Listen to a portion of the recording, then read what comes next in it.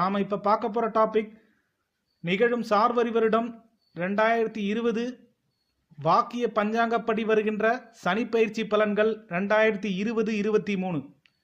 நாம் எப்போதும் பின்பற்றும் வாக்கிய பஞ்சாங்க முறைப்படி மார்கழி 11 ஆங்கில தேதி டிசம்பர் 27 அதிகாலையில் சனி பகவான் தனுசு ராசியிலிருந்து தனது சொந்த வீடான மகரத்திற்கு சென்று ஆட்சியாகிறார்.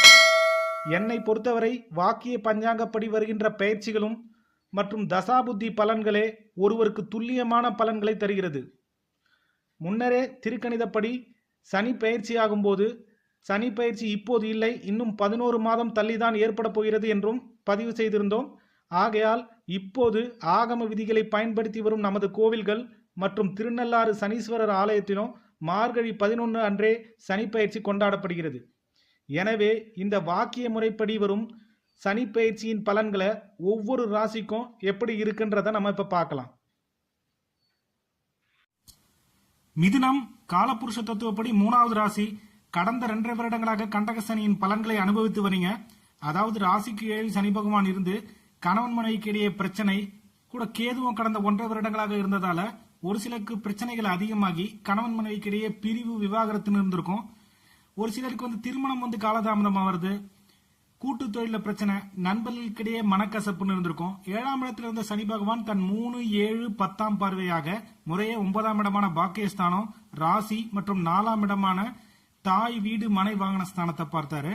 இடையில ராகு பகவானும் இருள் கிரகமான ராகு பகவானும் கடந்த 1.5 வருடம் ராசியில இருந்ததால மிதுன ராசிக்காரர்களுக்கு சோம்பல், மனக்குழப்பம், எடுக்கிற முயற்சிகள்ல தடை, உடல்நலத்துல பாதிப்பு, தொழில மந்த நிலை, பின்னடைவு, உழைப்பிற்கேற்ற ஊதியம் கிடைக்கிறது, வேலை கிடைக்காமல் அவதி, வியாபாரத்துல நலிவு, உயர்கல்வியில பிரச்சனை, பெற்றோரோட உடல்நலத்துல பாதிப்பு, வெளியூர் வெளிநாட்டு விஷயங்கள்ல தடை, குழந்தை பாக்கியத்துல தாமதம், வீடு மனை வாகனங்கள்ல பிரச்சனை, புதிதான முயற்சிகளுக்கு தடங்கள் அவதிப்பட்ட மிதுன ராசிக்காரர்களுக்கு அக்டோபர் 2019 இறுதியில் ஏற்பட்ட குரு பயிற்சியால குரு பகவான் சனி கேதுடன் இணைந்து ராசியை பார்த்ததால ஒரு சிலருக்கு மாற்றங்களும் மாறுதல்களும் ஆறுதல்களும் ஏற்பட்டிருக்கும். ஆனால் மறுபடியும் மார்ச் 27, 2020 ஏற்பட்ட அதிசார குரு பயிற்சியால சனியிடமிருந்து குரு விலகியதால ஏப்ரல், மே, ஜூன், ஜூலை 8 வரைக்கும் சங்கடமான பலன்களே இருந்திருக்கும். இதையடுத்து வருகிற டிசம்பர் 27 சனி பகவான் கண்டக சனியில் இருந்து விலகி அஷ்டம சனியாக தொடங்குகிறார். கண்டக சனியின் பாதிப்பில் இருந்து மீளவில்லை. அதற்குள் அஷ்டம சனியா என்று பதறும் மிதுன ராசிக்காரர்களுக்கு கவலை வேண்டாம்.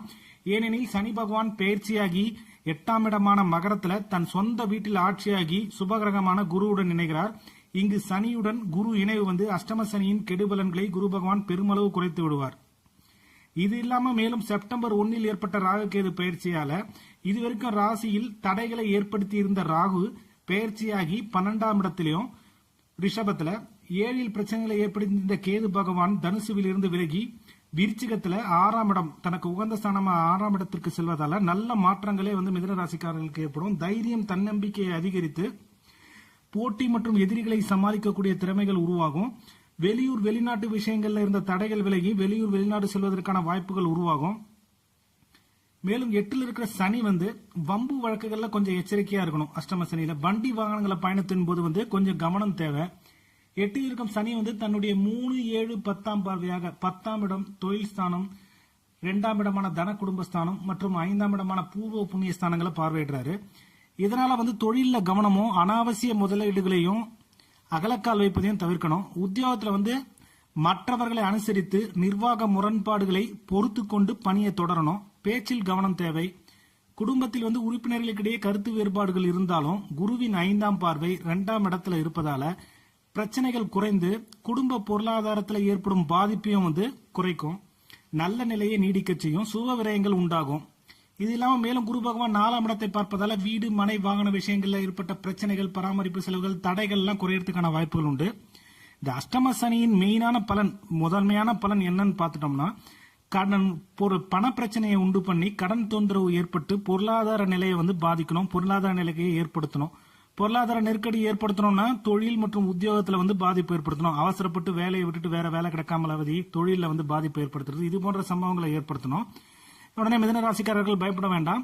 இந்த அஷ்டம சனி 2.5 வருடங்கள் நீடித்தாலும் 2020-21 சனியுடன் குரு இணைவும் 2021-22 ராசிக்கு 9ல் குரு சென்று தன் 5ஆம் பார்வையாக ராசியை பார்ப்பதாலும் இந்த அஷ்டம சனியினால் உண்டாகும் பிரச்சனைகள் பெரிய அளவில் இல்லாமலும் ஏற்படக்கூடிய மிதமான பிரச்சனைகள் சமாளிக்கக்கூடிய தெம்பும் உடல் நலத்துல முன்னேற்றமும் அதற்குரிய வலுவும் பொருளாதார நிலையிலும் பெரிய நேர்கடல்கள் ஏற்படாமல் சமாளிக்கக்கூடிய வகையிலேயே இந்த குருவோட இணைவாலையும் பார்வையாலையும் இருக்கும்.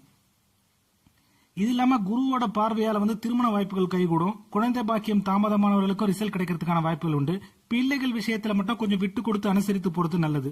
மாணவர்கள் படிப்புல கவனம் செலுத்தினால் முன்னேற்றமான நிலை உண்டாகும். இளைஞர்களுக்கு எந்த வேலை முதல்ல கிடைக்குதோ அதை பிடிச்சுக்கின்னு அப்படியே கொஞ்சம் கொஞ்சமா முன்னேற்றத்தை ஆரம்பிக்கணும். அரசியலில் இருப்பவர்கள் கட்சி பொறுப்புகள்ல எச்சரிக்கையா செயல்படணும். பேச்சில் கவனம் தேவை. அரசு பணியில் இருப்பவர்களுக்கு கூடுதல் பொறுப்புகளும் வேலை பலுவும் கொஞ்சம் கூடும். அஷ்டம சனி காலத்துல அந்த மிதுன ராசிக்காரர்கள் என்ன பண்ணணும்னா அடுத்த ஒரு விஷயங்கள்ல தேவையின்றி தலையிடுவதை தவிர்க்கணும். குடும்ப விஷயங்களை பிறரிடம் பகிர்வதை அவாய்ட் பண்ணணும். தொழில அனாவசிய முதலீடுகள் மற்றும் தேவையற்ற கடன் வாங்குவதையும் உத்தியோகத்துல மேலதிகாரிகள் மற்றும் சக ஊழியர்கள் மற்றும் நிர்வாகத்தோடு அனுசரித்து செல்றதும் நல்லது. கொடுக்கல் வாங்கல் மற்றும் பண விஷயங்கள்ல எச்சரிக்கை தேவை. கணவன் மனைவிக்கிடையே விட்டு கொடுத்து போறது ரொம்ப நல்லது. யாரையும் நம்பி எந்த பொறுப்பையும் ஒப்படைக்க கூடாது. யாருக்கும் ஜாமீன் கொடுக்க கூடாது.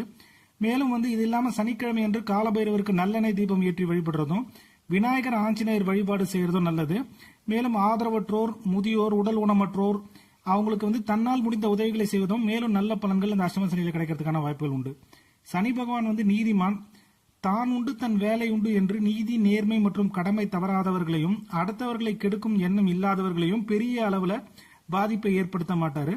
இந்த அஷ்டம சனி, 7.5 சனி இந்த பயிற்சிகள் சனி பகவான் என்னதான் இருந்தாலும் வாழ்க்கை, பணம், நட்பு, உண்மையான உறவு ஆகியவற்றை பற்றிய ஒரு பாடத்தை கண்டிப்பா புரிய வைப்பாரு. இந்த கோச்சார பலன்கள் 40% வரை மட்டுமே சாத்தியம். ஒருவருக்கு உறுதியான பலன்களை அறியணும்னா இந்த கோச்சாரத்துடன் அவரது பிறந்த கால ஜாதகத்தின் தசாபுத்தி பலன்களையும் சேர்த்து ஆராய்ந்து பார்க்கணும். பொதுவா மிதுன ராசிக்கு இந்த அஷ்டம சனியின் பலன்கள் 2020-21 சனியுடன் குரு இணைவு மற்றும் 2021-22 ராசிக்கு குரு பார்வை. இது இல்லாம ராகு கேதுவோட நிலையம் பெரிய அளவில் கெடுபலன்கள் இல்லாமல் ஒரு மிதமான பலன்களே கிடைப்பதற்கான வழிகளை ஏற்படுத்தும். இந்த பதிவு பிடிச்சிருந்தா லைக் பண்ணுங்க, ஷேர் பண்ணுங்க. மேலும் இது போன்ற பதிவுகள் உடனுக்குடன் கிடைக்கணும்னா மறக்காம இந்த சேனலை சப்ஸ்கிரைப் பண்ணுங்க. வாழ்த்துக்கள். நன்றி. வணக்கம்.